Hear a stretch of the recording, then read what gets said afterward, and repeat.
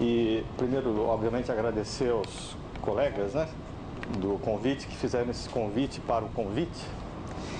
E é sempre um prazer poder falar com vocês, alunos novos e mais antigos, né, com o meu professor Pisa, que está aqui presente.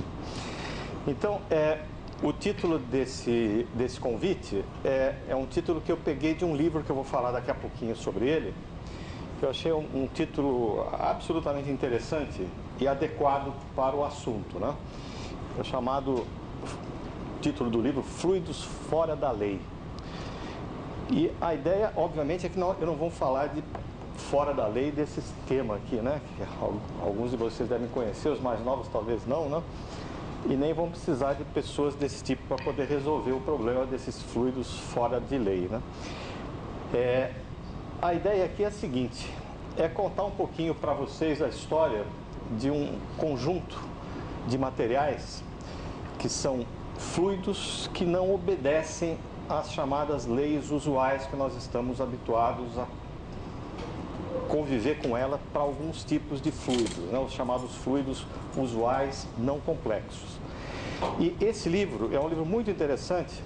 Ele foi essencialmente o assunto de uma aula inaugural que foi feita na Inglaterra por esse cidadão aqui, que é o Tim Slocum, uma das autoridades mundiais em cristais líquidos. E quando ele se tornou catedrático dessa universidade na Inglaterra, é hábito deles lá pedir para o professor, o novo titular, dar uma aula inaugural, né, que é uma coisa extremamente interessante. Às vezes a gente até gostaria de trazer essa experiência aqui para nós, né? Quando as pessoas têm essa promoção na carreira, seria interessante falar um pouquinho sobre essa história deles e qual é a pesquisa que foi feita até aquele momento e o que se pretende fazer no futuro. E o que é interessante é que esse cidadão, ele tinha um pós-doc, que era o Paulo Ivo, que era um português, que passou com ele um tempo durante esse processo de preparação dessa aula inaugural e pegou os manuscritos do Slocum e escreveu isso e fez um livro. E a ideia interessante dele foi publicá-lo em português de Portugal. É o único, acho que talvez seja o único livro que eu conheço feito por um inglês que foi primeiramente publicado em português e está sendo traduzido para o inglês agora. Então esse livro está disponível aí para quem quiser olhar. É muito interessante, conta a história dos cristais líquidos, desde as primeiras observações até essa data de 2000, onde praticamente a maior parte dos desenvolvimentos foram feitos, né? Então esse título, Fluidos Fora da Lei, é o título do livro. Então é uma espécie de um plágio, eu estou dando aqui exatamente a referência dele para não haver nenhum problema futuro aí. Bom, então essas bolinhas aqui é por onde nós vamos passar hoje. Eu espero não sair muito do tempo. Então nós vamos começar com a história dos cristais líquidos, desde a sua primeira observação até os dias atuais, a classificação deles, as estruturas em que essas moléculas podem se organizar para originar as propriedades desses fluidos complexos, os diagramas de fase, que no fundo são as diferentes fases aonde esses materiais se apresentam a partir de variações de algum parâmetro externo, né? Por exemplo, como a temperatura. Vamos falar um pouquinho, muito brevemente, sobre algumas teorias que foram propostas, tanto na pré-história dos cristais líquidos, como as modernas, as mais atuais, e finalmente, nas conclusões, algumas aplicações dos cristais líquidos, que muitas delas vocês devem conhecer. Por exemplo, aí, esse projetor, essa tela desse laptop, está tudo baseado nas propriedades físico-químicas e ópticas dos cristais líquidos. Bom, então vamos começar com a história dos cristais líquidos, não? Então, como eu falei que esses objetos são fluidos ou líquidos fora da lei, a gente pode imaginar quais seriam as leis, né, que os fluidos, que a natureza deveria seguir. E eu coloquei aqui o Moisés, esse é o bíblico, né? Não é o Moisés não bíblico, o filho dele não está aqui, mas que leis os líquidos usuais deveriam seguir do ponto de vista do nosso senso comum. Essas leis são essencialmente originárias das observações feitas pelas pessoas durante os séculos, né? Então, em princípio, os líquidos seriam isotrópicos. possuindo apenas um índice de refração. Quando a gente fala o índice de refração da água, é um número, né? Não importa como é que a luz está interagindo com aquele material, em princípio o índice de refração da água é um número só e pronto. Eles fluem, um todo bom líquido, né? Toma a forma do recipiente onde ele está embebido e possui uma temperatura única de transição entre o sólido cristalino e o estado líquido isotrópico. Então essas seriam, por exemplo, um conjunto limitado de leis que os líquidos deveriam seguir. Entretanto, nós vamos ver, né, que há líquidos que não obedecem a algumas dessas leis aqui. Esses cristais líquidos, nós vamos falar primeiro, deixa eu tirar essa setinha daqui. As primeiras observações, muito interessantes, elas foram feitas por esse botânico químico. Então, essa aqui é a data de nascimento, data de morte, o que significa que eles consideravam químico, né? E um botânico também, químico e botânico, Friedrich Heinitzer, que observou por volta aqui do 1888, portanto há mais de 100 anos atrás, observando esse material, que era um acetato e o benzoato de colesterila, é um derivado do colesterol. E o que é interessante, essa cenourinha que está aqui, não está por acaso, é que o colesterol que ele estudava era retirado da cenoura, não era o colesterol animal. Quer dizer que a cenoura tem colesterol também, né?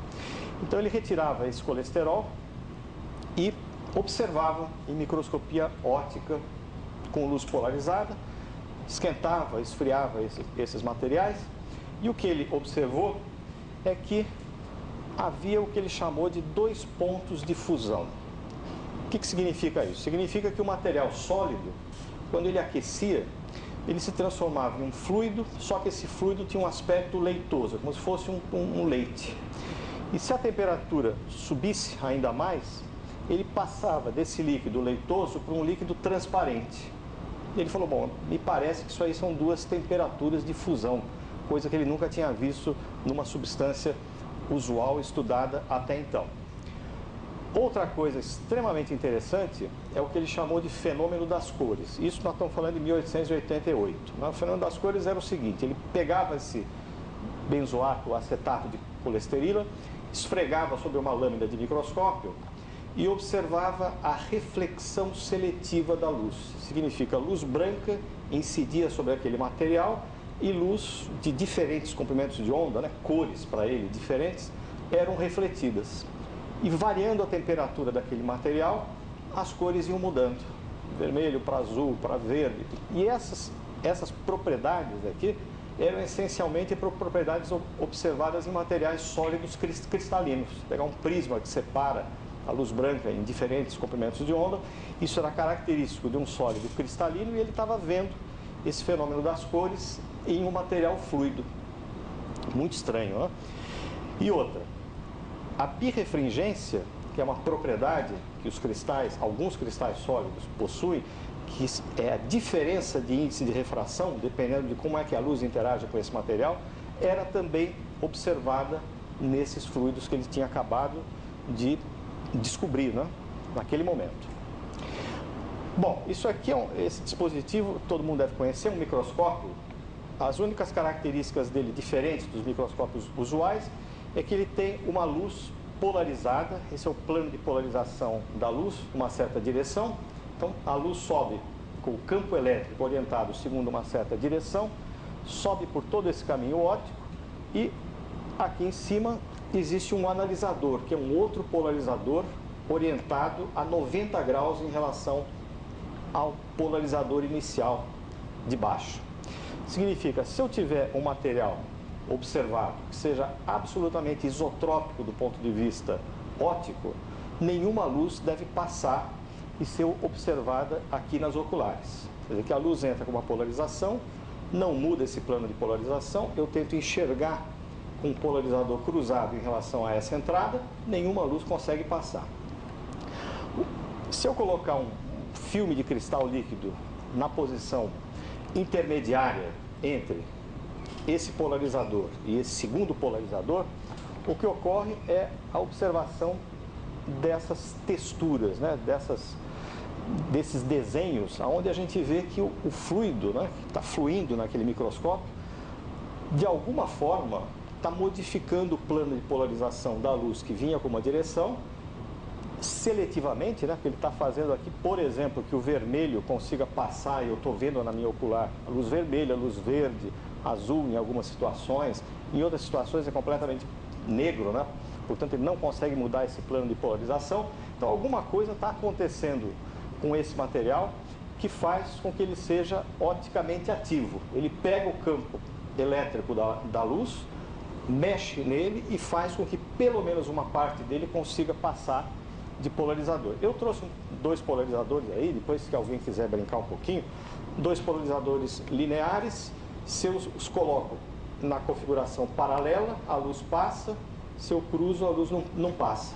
Eu tento fazer depois aqui, se sobrar tempo, com o laser, mas se alguém estiver interessado, a gente pode olhar com mais detalhe. Bom, começam as primeiras observações e as primeiras tentativas de interpretação. E esses são 2 senhores aqui, o Taman e o Nernst, talvez vocês conheçam até de nome falar, né? Que aqui o FQ significa que a característica dele seria de um físico-químico, não apenas físico, não apenas químico. E ele aqui, o Nernst, gostava de se chamar de físico-químico e físico também, quer dizer que além de tudo ele tinha o label aí de físico, né? E a primeira ideia que eles tiveram para tentar interpretar as observações feitas por Heinitzer é que, bom, provavelmente eu tenho substâncias não puras. Eu tenho um colóide, que é essencialmente uma suspensão de nanocristais em um fluido de transporte, certo? Um colóide como, por exemplo, ferro fluido, né? Que você tem cristais de ferro em água. Poderia ser uma coisa como essa, as características do sólido viriam dos nanocristais e a característica do fluido viria do fluido de transporte. Uma outra possibilidade seria que aqueles materiais que o Heinitzer estava observando seriam emulsões, que no fundo são suspensões de gotas de um líquido em outro líquido, né? Então, a existência desses 2 fluidos poderia originar aquela propriedade de 2 temperaturas de fusão, né? Uma para um, outra para outro. Então, essas eram as tentativas de interpretação para as observações feitas até aquele momento. Bom, até que surgiu esse cidadão, que é um físico, né? Um físico extremamente hábil e contato também, trabalhava em um laboratório de química muito perto dele, e ele realmente sintetizou essas moléculas, separou, fez uma separação química absolutamente primorosa. Se a gente conhece os detalhes, as características da separação que ele fez, comparadas com o que a gente pode fazer hoje, são muito, muito próximas. Quer dizer que ele realmente tinha absoluta certeza que aqueles materiais que o Heinitzer estava estudando, que apresentavam aqueles fenômenos, não eram misturas, não eram suspensões coloidais, não eram emulsões, eram substâncias puras, constituídas de moléculas únicas.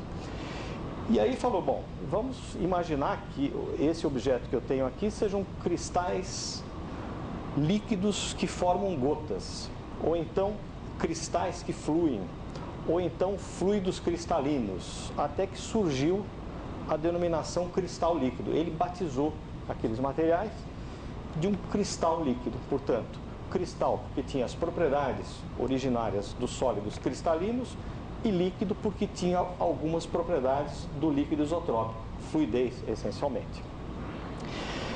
Bom, em seguida, houve um debate na literatura muito intenso entre os alemães aqui e os franceses, né? Friedel. E Friedel fez uma coletânea das propriedades dos sólidos cristalinos, dos líquidos isotrópicos e dos materiais chamados cristais líquidos, e o que ele falou foi o seguinte: olha, na verdade, nós estamos diante de um novo estado da matéria. Isso que vocês estão observando aqui, dizendo para o Lehmann e para o Heinitzer, é um novo estado em que a matéria pode se apresentar. Tem o mesmo status termodinâmico de um estado sólido cristalino e de um líquido isotrópico. É um estado em que a matéria pode se apresentar. Então, ele chamou aqueles materiais, né, de estados mesomórficos, que estão no meio entre o sólido cristalino e o líquido isotrópico, ou então mesofases fluidas complexas ordenadas.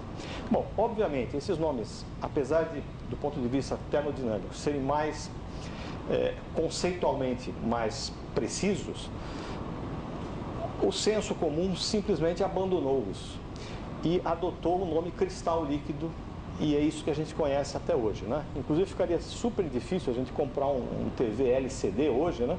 Fazendo uma tentativa de comprar um televisor de mesofases fluidas complexas ordenadas. O vendedor ia parar no primeiro nome aqui, né? Então é melhor deixar comprar um LCD mesmo, e ficou esse nome para o resto do tempo. Bom, mais recentemente, né, esse cidadão aqui, o Pierre-Gilles Desgennes, a gente põe sempre essa coisinha aqui para evitar que as pessoas fiquem só olhando para ela, né? Ele está recebendo um prêmio Nobel aqui, essencialmente por trabalhar com fluidos complexos e ter trazido contribuições fundamentais, seminais, para o campo dos cristais líquidos. Nós vamos ver algumas delas quando a gente falar na parte de teoria no final. Ele foi o cidadão que fundou, que criou esse laboratório em Orsay, que eram, inclusive os papers desse grupo eram assinados Grupo de Cristais Líquidos de Orsay, porque era um grupo multidisciplinar. Você tinha químicos e físicos, engenheiros e biólogos trabalhando no mesmo prédio, que é uma coisa realmente muito interessante. Vocês vão ver que os cristais líquidos têm uma interface muito grande com a biologia, pelo menos uma família deles.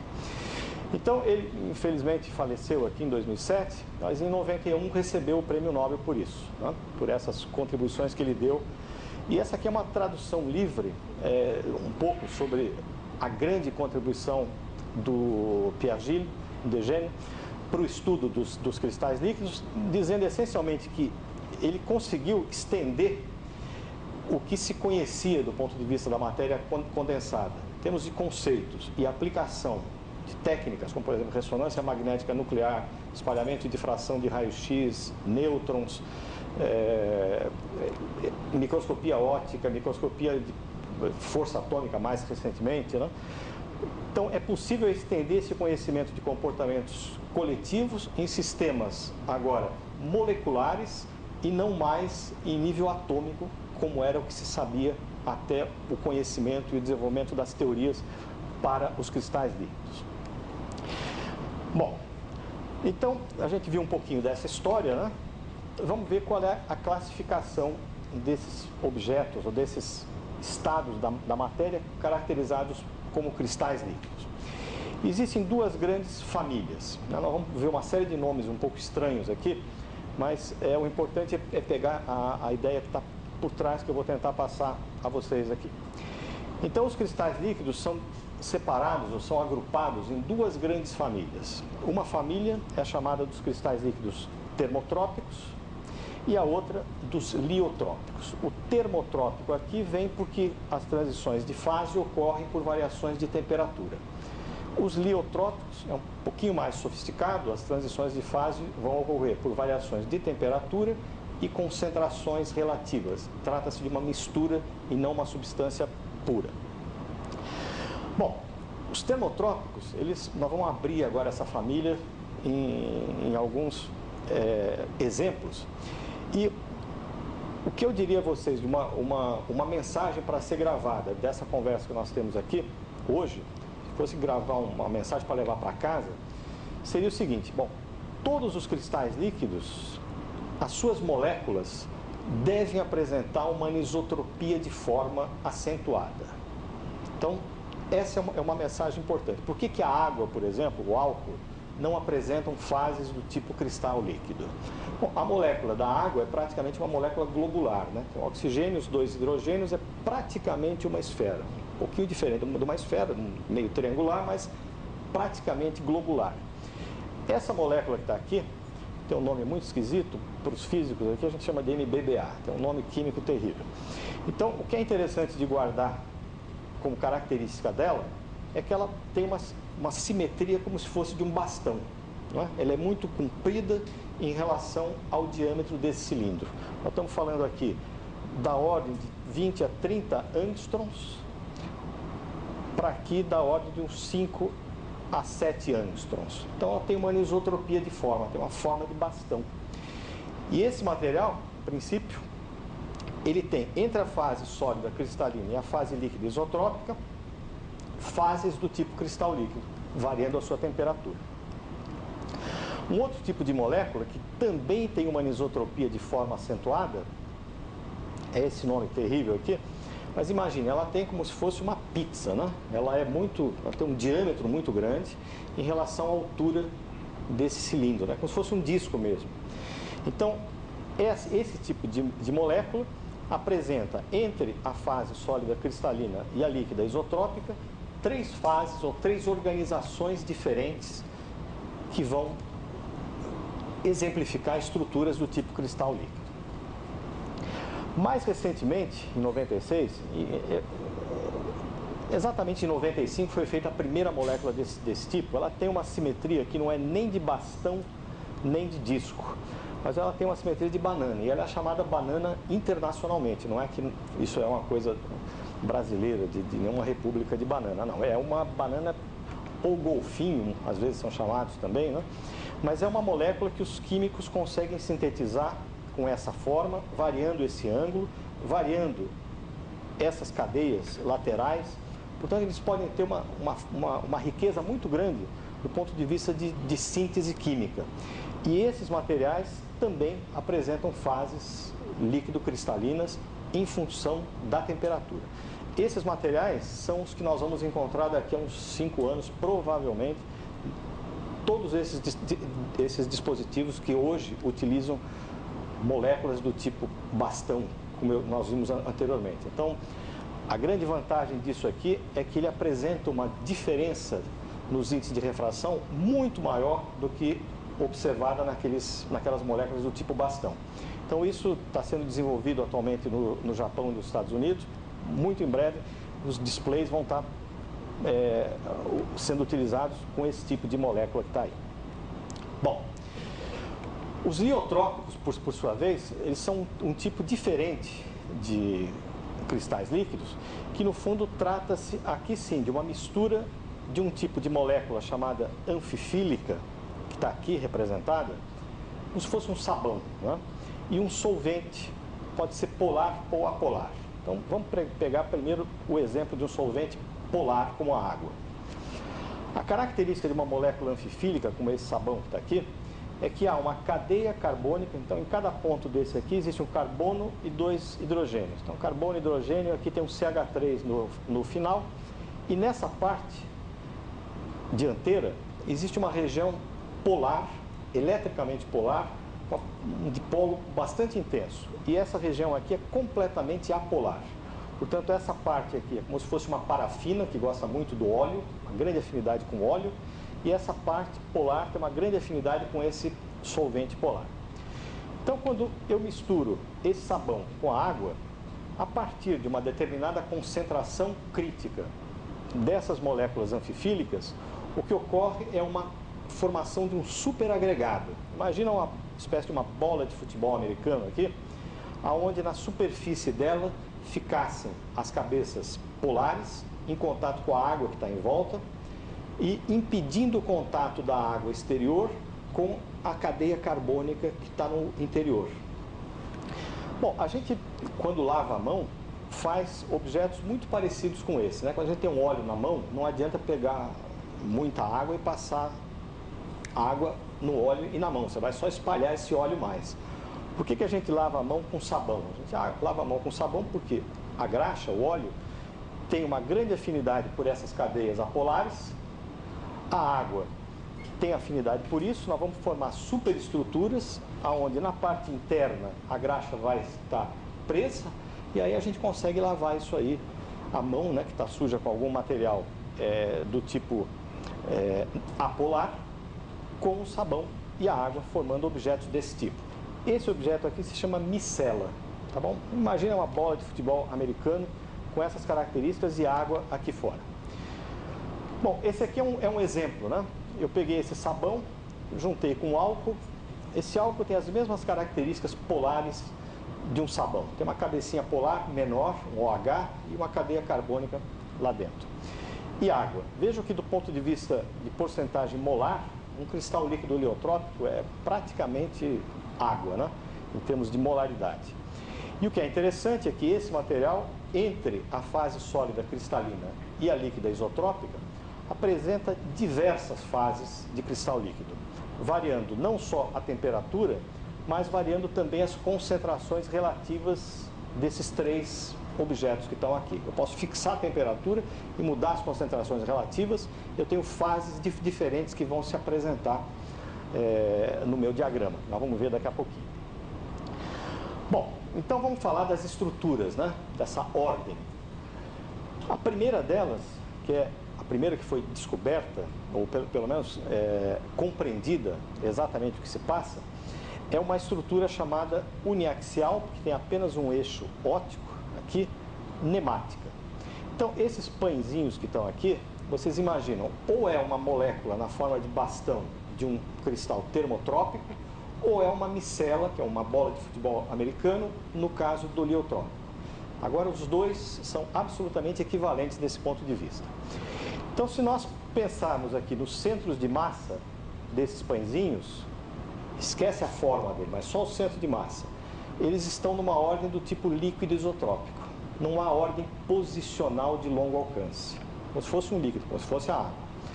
Mas se vocês olharem para essa figura, já fica claro, né, que existe algum tipo de ordem, não de posição, mas uma ordem de orientação, ordem orientacional de longo alcance. Então, esse é um tipo de cristal líquido, portanto, de novo estado em que a matéria pode se apresentar, aonde os centros de massa estão numa ordem líquida isotrópica. No entanto, os eixos de simetria dos pãezinhos estão orientados preferencialmente segundo essa direção que está aqui. Então, é ordem coexistindo com a desordem. Uma característica do cristal, outra característica do líquido, cristal líquido.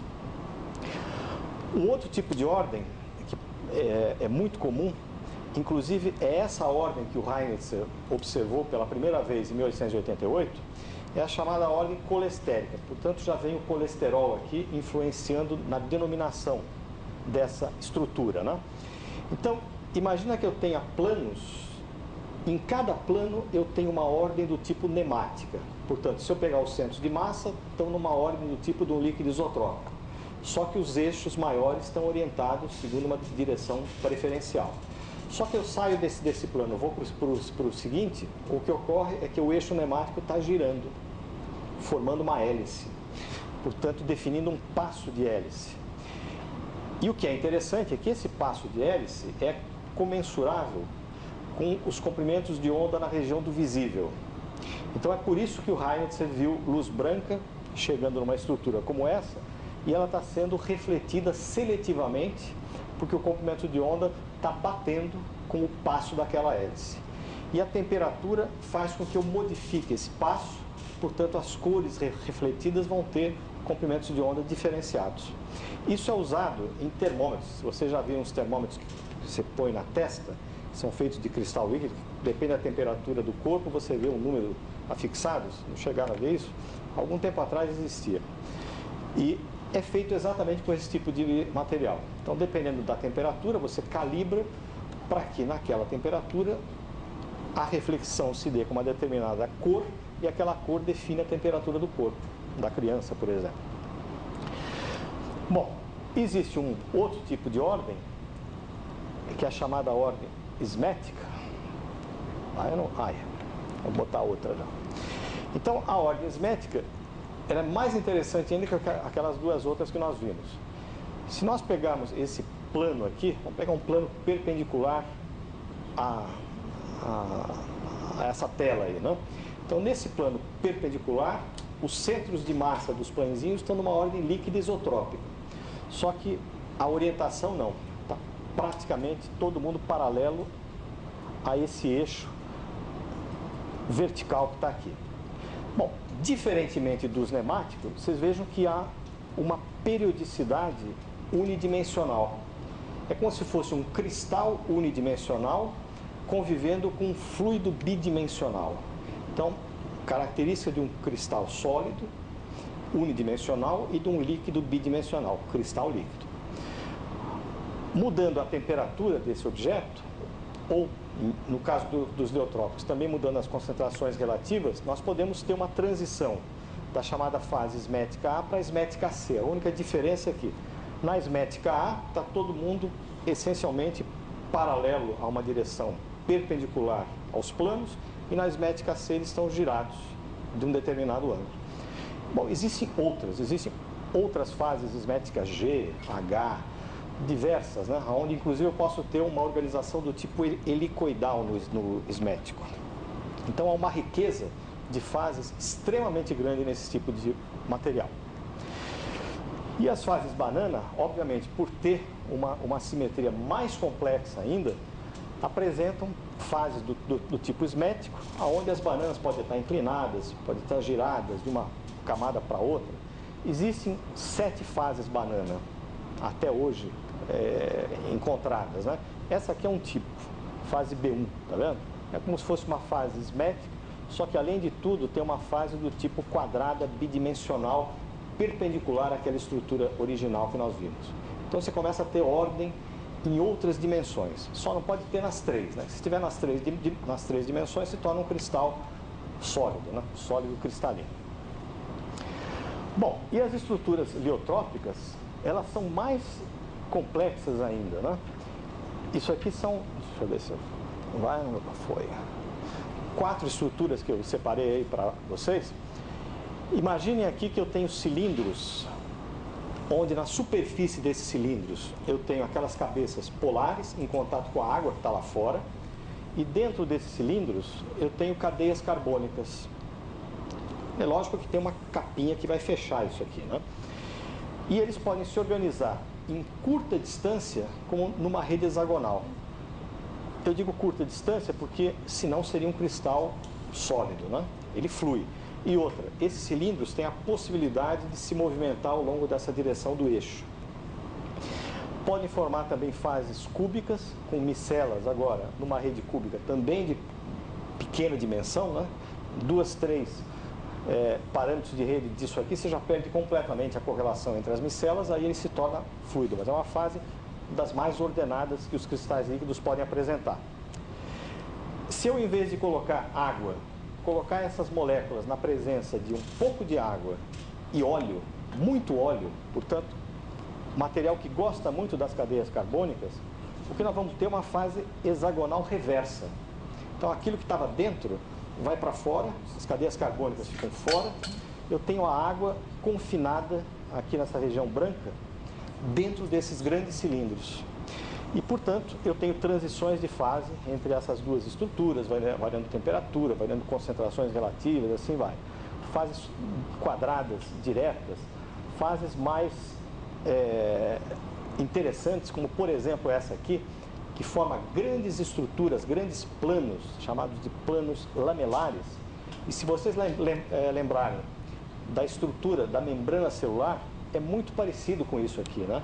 Só que no lugar de ter um sabão, nós temos um fosfolipídio, né? Fosfatidilcolina, que tem uma cabeça polar e 2 cadeias carbônicas, formando a estrutura da membrana celular.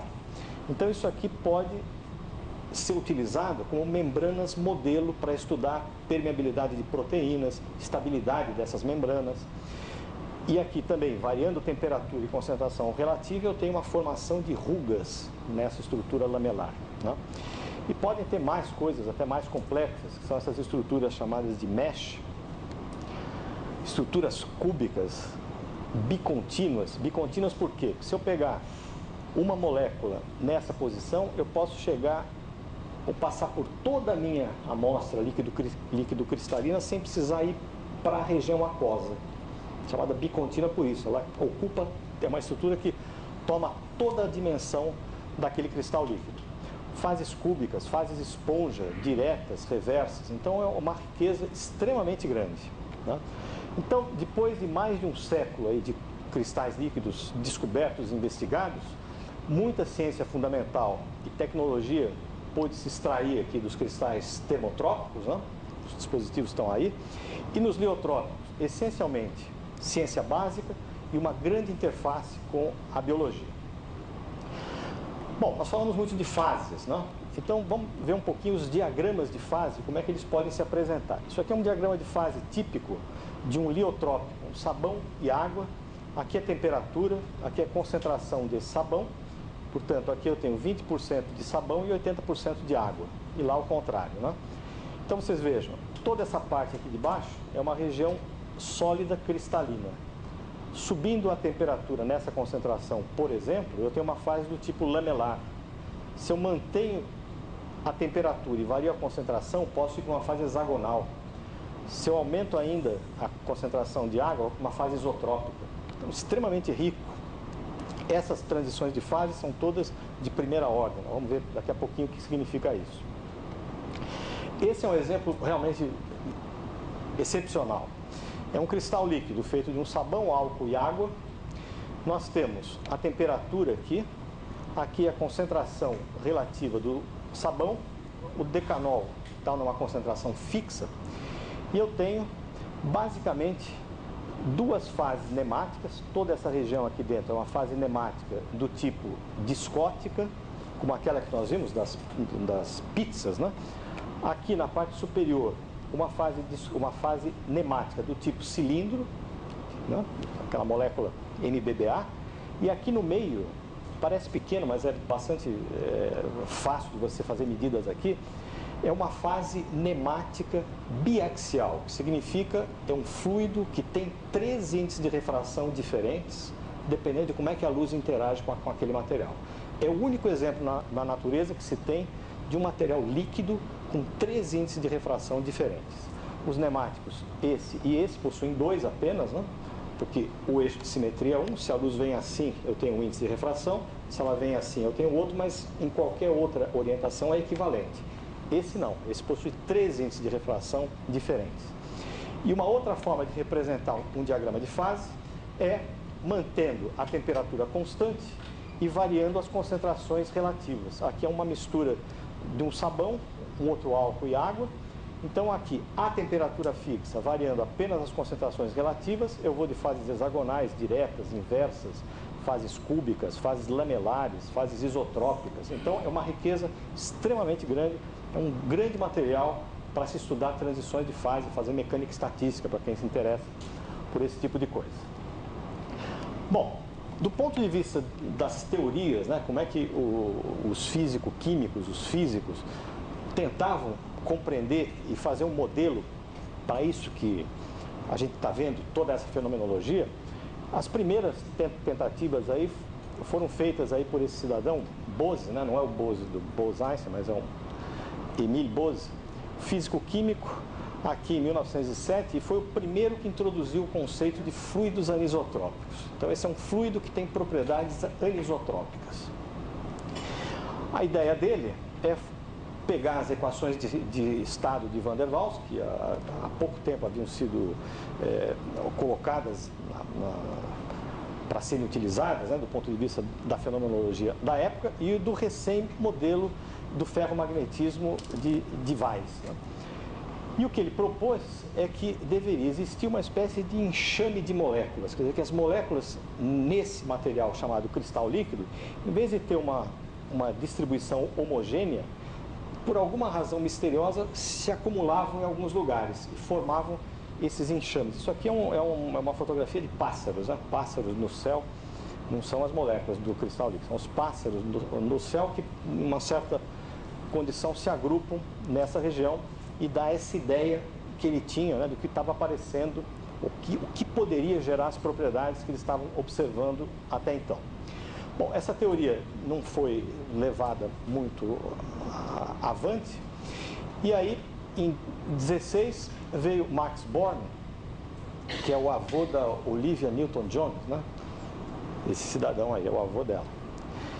E ele é um físico, né? E ele propôs também utilizar o modelo de Weiss, portanto, do ferromagnetismo, e fez uma hipótese forte, né, que as moléculas desse cristal líquido tinham um momento dipolar. Eram, portanto, polares eletricamente.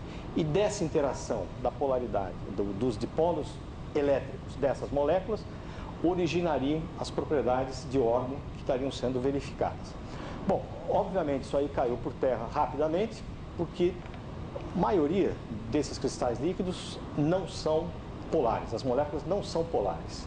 O que tem é que quando você coloca um campo magnético, você gera um momento de dipolo e a partir daí é que se dá a interação elétrica, né? Mas existe uma outra que é muito importante, que é chamada de volume excluído.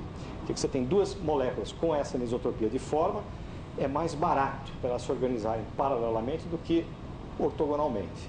Pega uma caixa de sapato, enche com lápis, dá uma chacoalhada, abre e vê como é que estão organizados os lápis, né?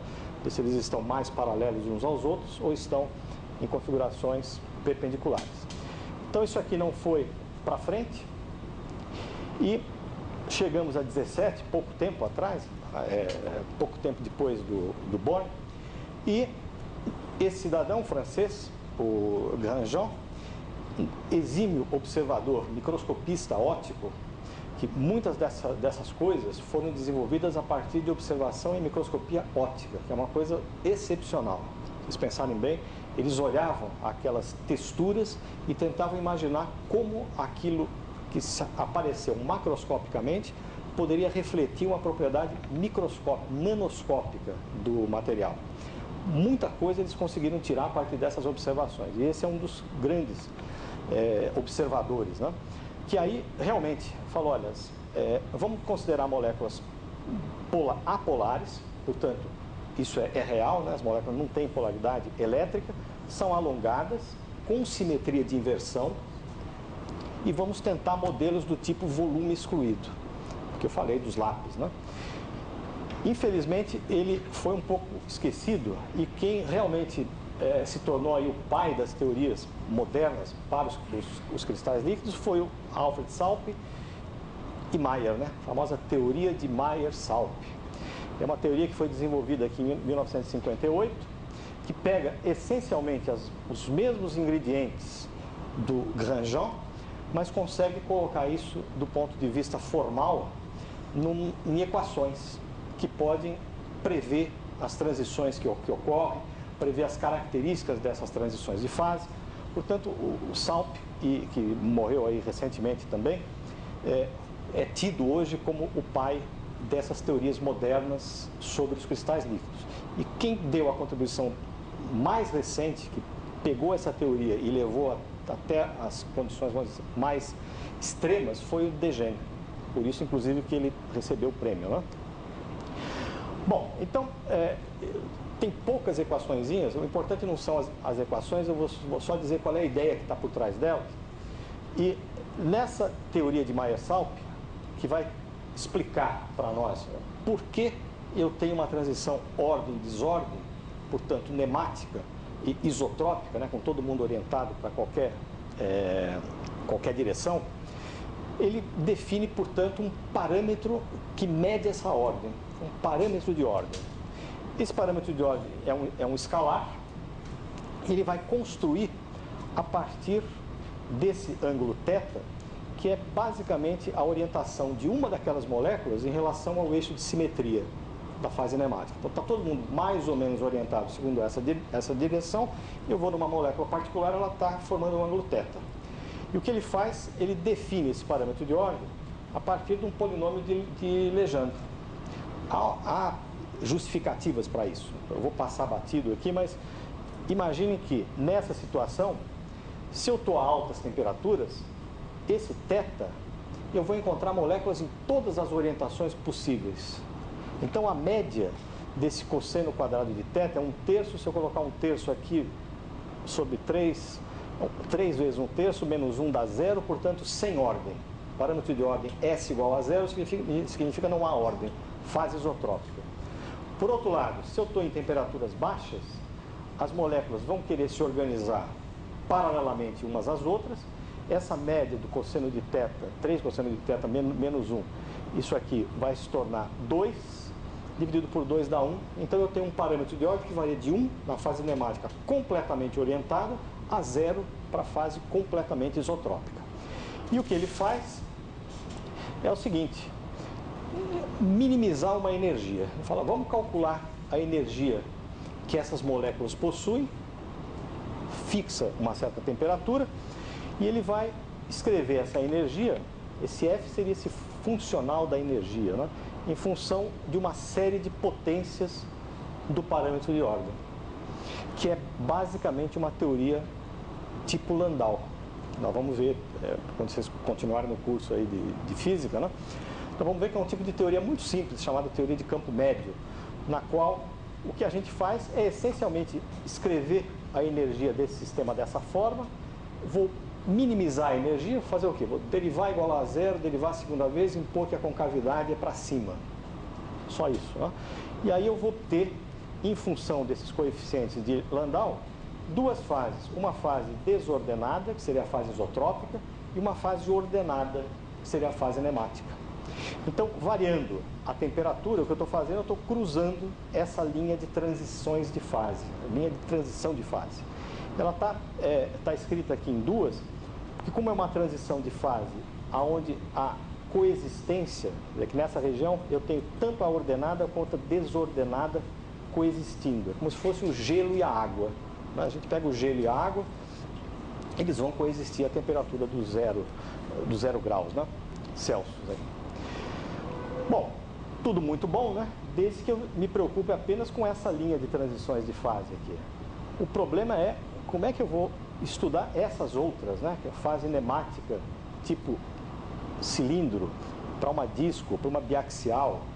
Isso é muito complicado e aquela teoria simples não dá conta disso. Essas são linhas de transição de fase de segunda ordem, são nomes apenas, tá? E essas são linhas de transição de fase de primeira ordem, nemático isotrópico também. E o que é interessante, vamos colocar já as três características aqui. No caso dos liotrópicos, que apresenta aquele diagrama de fase anterior que eu mostrei a vocês, é que as micelas, em função da temperatura e da concentração relativa dos componentes, elas mudam a sua anisotropia de forma, coisa que não acontece com as moléculas no caso do termotrópico, né? O termotrópico está lá, pequenas variações de temperatura não vão mudar a geometria daquela molécula. As micelas não, elas vão se tornar uma bola de futebol americano mais próxima da nossa bola ou mais distante dela, dependendo da temperatura e das concentrações relativas, né? Apesar de que a sua simetria se mantém inalterada, só as dimensões mudam. E para dar conta desse tipo de sistema, eu não consigo fazer apenas com aquela teoria simples desenvolvida por Meyer-Salp. Aí Degen entra e escreve agora uma nova energia que leva em conta a transição biax-uniax e introduz um novo parâmetro de ordem. Lembra que nós tínhamos 3 índices de refração diferentes? Nós podemos agora definir 2 parâmetros de ordem que são proporcionais a essas diferenças de índice de refração. Portanto, eu vou escrever de novo a energia livre, vou fazer um desenvolvimento em série, vou minimizar e o que eu vou obter a partir de agora é alguma coisa muito parecida com o que eu tenho experimentalmente. Vamos pegar o diagrama experimental aqui embaixo.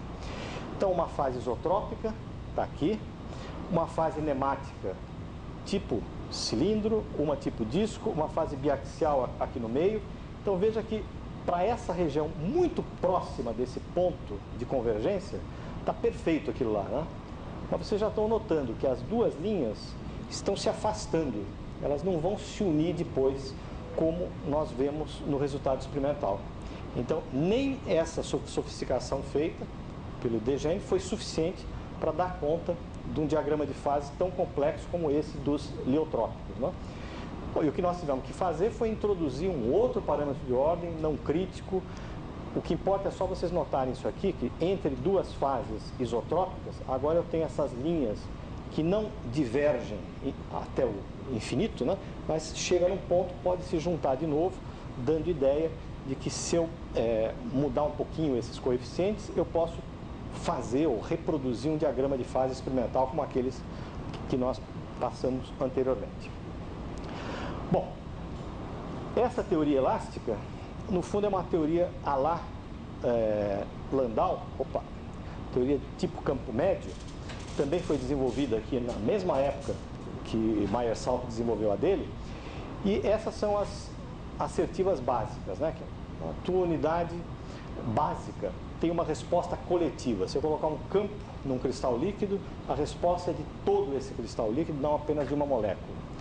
A energia envolvida nessa movimentação é muito menor do que a interação molecular e as distâncias, as distorções que eu vou observar são muito maiores do que as distâncias intermoleculares. Então, o que foi feito é uma teoria muito simples, por isso que eu coloquei ela aqui para vocês verem. Ela supõe que eu possa escrever a energia desse material essencialmente como uma soma de 3 contribuições. Então, pensa em um nemático que tem uma contribuição. Se as moléculas são todas paralelas, energia zero. Se eu abri-las como se fosse um buquê de flores, eu gasto energia para isso, né? Se eu soltar, elas voltam. Então, isso seria uma deformação do tipo splay.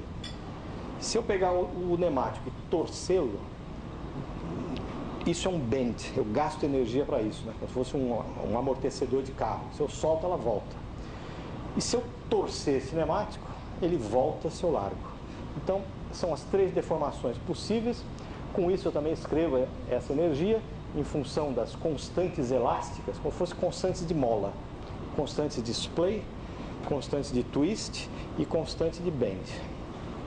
E ao fazer isso, eu posso aplicar campos magnéticos, posso aplicar campos elétricos e a partir daí verificar qual é a resposta óptica, a resposta eletroóptica desse cristal líquido a um estímulo externo. E é isso que tem a grande aplicação tecnológica. Uma teoria super simples, ela não vai nos detalhes da coisa, mas consegue fornecer para a gente informações necessárias a construir um dispositivo. Bom, vocês devem estar se perguntando como é que essas aplicações dos termotrópicos, em particular, se deram e por que tiveram um sucesso muito grande, né? Quais seriam elas? O que está por trás disso? Bom, vamos pegar, primeiro aqui, ó, isso aqui está representando para nós, em amarelo, o campo elétrico e o campo magnético da luz. Ortogonais estão lá vibrando aí com uma certa frequência. E se eu faço esse campo, vamos dizer que o campo amarelo seja o elétrico aqui, tá bom? Se ele passar por um polarizador, que no fundo é um material como aquele que eu mostrei para vocês, o que vai acontecer é que se a direção de polarização é paralela ao campo elétrico, eu consigo passar. Se um segundo polarizador estiver orientado paralelamente ao primeiro, eu vou ver essa luz passar pelo lado oposto sem problema nenhum. Bom, por outro lado, se o campo passa por um dispositivo polarizador exatamente igual a esse primeiro, mas depois eu tento observar numa direção de polarização cruzada, não passa mais. Esse campo vai ser completamente espalhado, absorvido, seja lá o que for, não vai ser observado desse lado. Então, esse é o princípio de todos os dispositivos de cristal líquido que nós temos aqui. Não passa disso. Bom, esse é um exemplo. Essa aqui é uma configuração no qual eu vejo o campo elétrico passar por a transmissão da luz aqui, né? E isso aqui é um campo que não vejo nada, um campo não transmissível, né? Quando eu tenho um campo elétrico colocado. Qual é a ideia? Luz branca chega aqui, polarizador aqui na direção horizontal, tem um vidro que cola as moléculas de cristal líquido nele, segundo essa direção, colo embaixo, segundo a direção cruzada, e entre um e outro eu tenho uma modulação elástica desse nemático. Então, se a luz entra paralela a essa direção, ela vai seguir adiabaticamente a configuração desse eixo de simetria e vai sair agora polarizada a 90 graus em relação à polarização de entrada. Se o meu polarizador está paralelo a essa direção, ele deixa passar. Então, se por outro lado eu estabeleço um capacitor aqui, eu ligo uma pilha, né, com 2 placas carregadas que vão estabelecer um campo elétrico. E a minha molécula é tal que vai se orientar paralelamente a esse campo elétrico. O que vai ocorrer agora?